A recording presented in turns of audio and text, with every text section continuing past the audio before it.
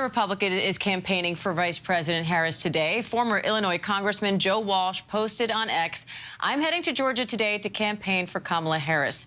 Think about that. A former Tea Party congressman out campaigning for the Democratic nominee for president.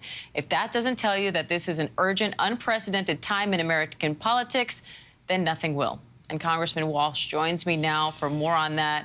Congressman, thank you for coming on. I want to first ask you for your reaction to this latest unsealing of a filing from the special counsel outlining evidence against former President Trump. Jack Smith is saying that Trump resorted to crimes to try to stay in office in 2020. What do you make of that?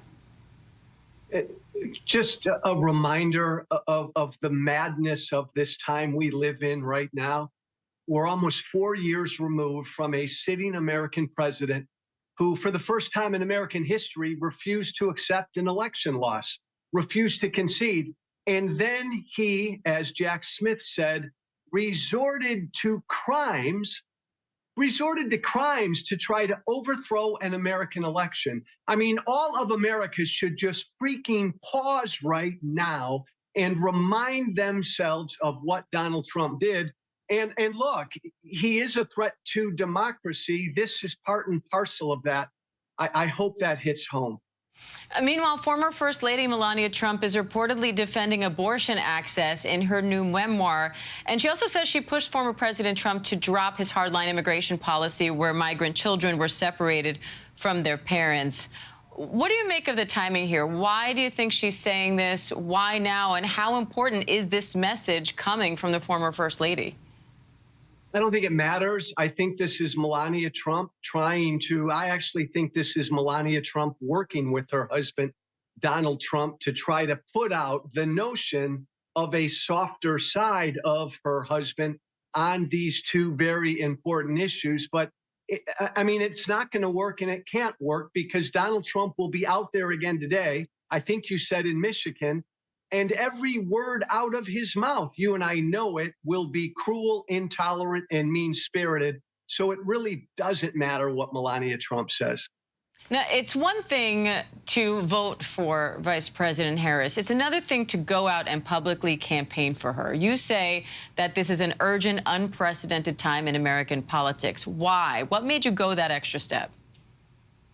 Because the nominee of my party, the Republican Party, is an existential threat to our democracy. That's what's motivated me. Look, for someone like me, my colleague Adam Kinzinger, Liz Cheney, to publicly say, not only are we not supporting Trump, but we're going to work our fannies off to support Kamala Harris, that takes courage because this is Trump's party.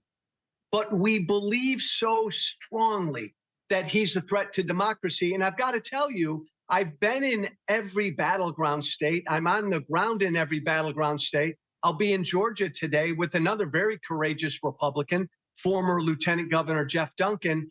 And it's amazing, all the local Republicans on the ground in these states displaying even more courage. I don't think pollsters are picking up on this. I think there's a huge movement of Republicans in these battleground states who are going to pull the trigger for Kamala Harris. It's a great thing.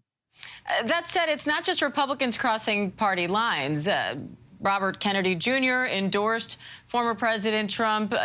Longtime Democrat Tulsi Gabbard was on our show just on Tuesday, also speaking as a Trump surrogate. What do you make of that? Nothing. With all respect, Robert F. Kennedy's a nut. Tulsi Gabbard made clear a long time ago she's not a Democrat. Look, there's no comparison. We're talking about hundreds of former Republican members of Congress, hundreds of military and security experts, all Republicans, people who worked with Donald Trump. We're talking about these Nikki Haley voters. I mean, a third of the Republican Party, Republican voters who do not want Donald Trump to be president. This has never, ever happened, a movement like this in American history, where such a large piece of one political party going against their nominee, but it speaks to how unfit we all believe Donald Trump is. We've never seen this. And yet, he won the nomination by a landslide. So how do you explain that? And what does your faction of the Republican Party do now? It's Donald Trump's party. And I say that as someone who knows that because, look, I voted for Trump in 2016. I still speak with his voters every single day. He has a lock on the Republican Party. I don't deny that. We're trying to deny him the White House. And there's a percentage of Republicans that we can get to help support Kamala Harris. But this notion of MAGA and Trumpism, look, again, I'll be honest, this is today's Republican Party.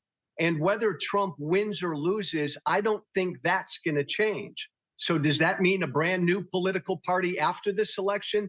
It damn well might. But right now, the focus is just on making sure that man, who, by the way, has promised not to accept the election results again this November. We're just trying to make sure he doesn't get elected. All right, former Republican Congressman Joe Walsh, thank you.